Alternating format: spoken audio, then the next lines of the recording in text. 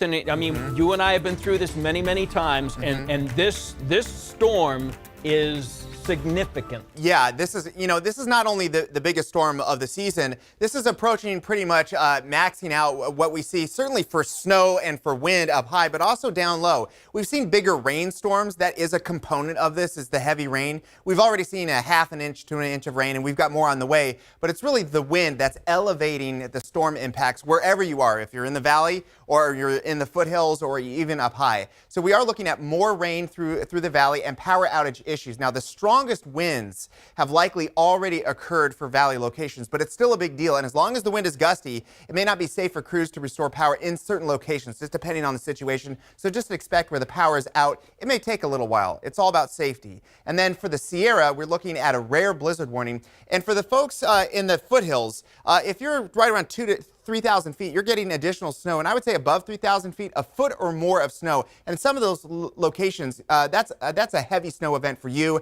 and it's going to cause some local issues, certainly clearing the roads, among other things. And then when you add in the wind, it's really a big deal. Now, these are the strongest wind gusts we've seen overnight, and usually when I'm showing you numbers like this, it's some obscure mountain pass or some mountaintop or something like that. No, this is right in the heart of the valley, in populated areas. And if you saw power flashes overnight, that's likely a limb on a line cutting power for local areas. So it's all related to the wind, very strong, upwards of 60 miles an hour or stronger for the valley locations. So what we're going to be looking at is sustained wind, 20 to 30 mile per hour winds through the rest of this morning, but the gusts, the 50 mile per hour gusts, which is usually the ones that cause damage or power issues, that's that purple you see here on this map, that starts to wind down once we get to 8 a.m. and beyond. It's still an issue in the mountains, but notice the valley spots, some of those stronger wind starts to subside, and you're going to see then just rain as the rain as the main part of your forecast. So the next line of rain is about to move through valley locations.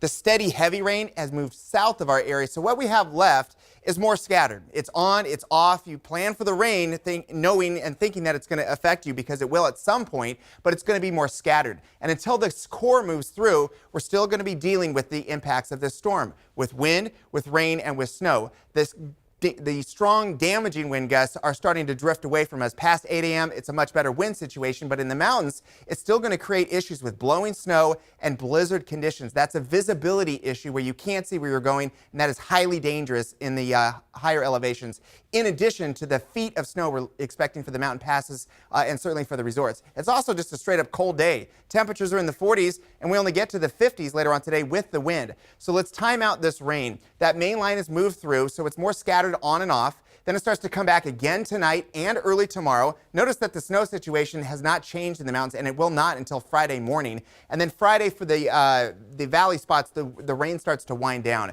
Folks, this is not a typo. By the end of this, we're going to be measuring the snow in the mountains, upwards of 100 inches of snow for some of these resorts. Remember, these mountain passes are closed, but it's just a good benchmark to see at the highest spots roughly what are we looking at. For the passes that will remain open at times, Echo and Donner, we're still looking at 5 feet of snow. At times, the roads may close because of visibility issues and just straight up heavy snow. So that's going to be the situation over the next couple of days. So we still have time left on this system. I stopped it at Friday morning because that's the moment in time when we start to see things slow down and stop, and you'll have at least 24, maybe 48 hours of dry conditions before the rain and snow comes back.